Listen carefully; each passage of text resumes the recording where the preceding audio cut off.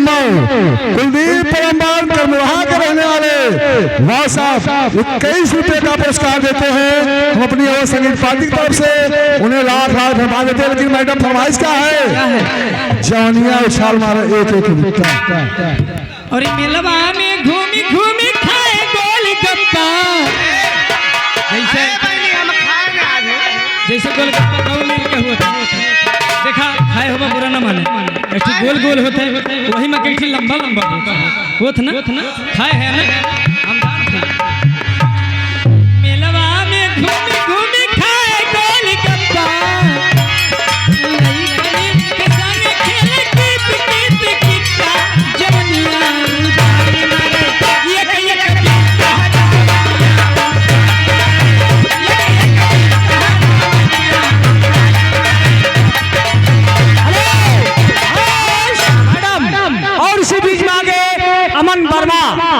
अमन वर्मा की तरफ से 10 रुपए का पुरस्कार। लेकिन अमन वर्मा का फरमान है सैया काली साड़ी सैया लाएगा उसमें हरी हरी पत्तियां ना। हाँ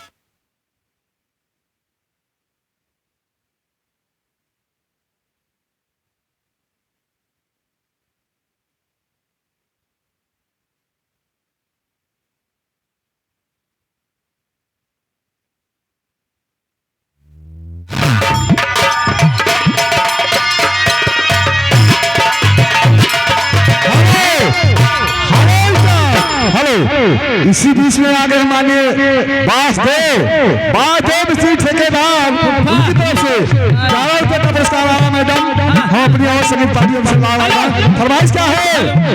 याद उसकी दिला गया कोई चलाया। और इसी बीच आगे अमन वर्मा हरिपुर के निवासी उनकी तरफ से 10 रुपए का पुरस्कार। लेकिन उनका फरमान है मैडम, फरमान आप करिए, फरमान बता रहे हैं। हो याद उसकी दिला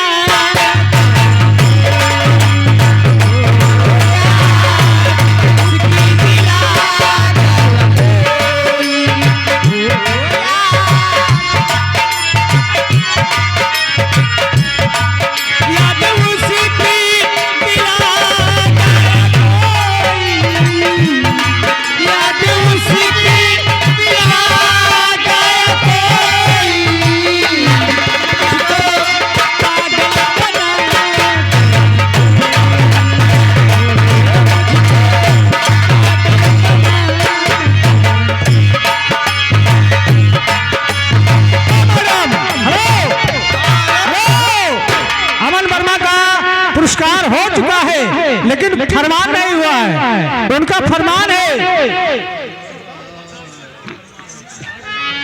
अरे वर्मा जी कहाँ चले गए? शहर में छोड़ी करी हमको तन्हा, शहर में छोड़ी करी हमको तन्हा, गाँव वापस चला।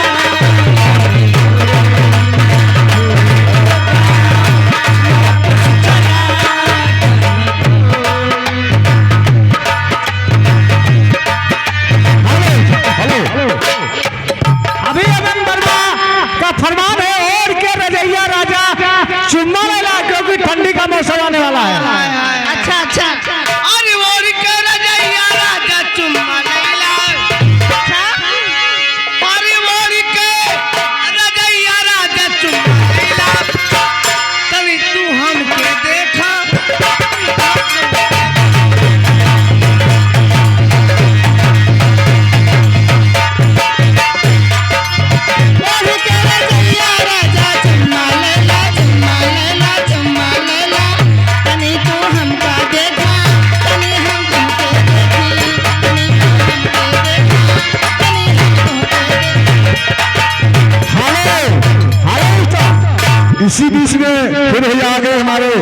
कुलदीप प्लम्बर कर विभाग रहने वाले बहुत साहब 11 रुपए का पुरस्कार देते हैं मैडम, लेकिन उनका सम्मान है क्या है मेरे राजा? कौन गाना मैडम? रतियम लगाओ चोली वोली खोल। अच्छा अच्छा अच्छा हमारे राजा जी दीन में न बोले काहे सुना बताओ थे हमारे राजा हमारे राजा हमारे राजा हमारे दुल्हा हमारे राजा जी दीन में न बोले दिया दिया खोली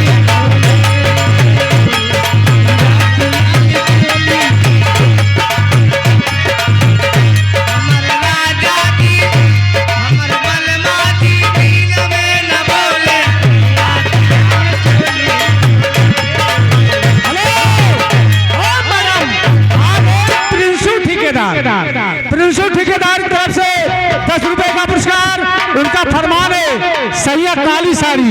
हेलो हेलो हेलो इसी बीच में आ गए आप सैया काली साड़ी क्या हो इधर आ गए इसी बीच में आप हैं अनिल पहाड़पुर के निवासी। अच्छा अच्छा उनके तरफ से 21 रुपए का पुरस्कार भैया को मैं तरफ से नमस्कार।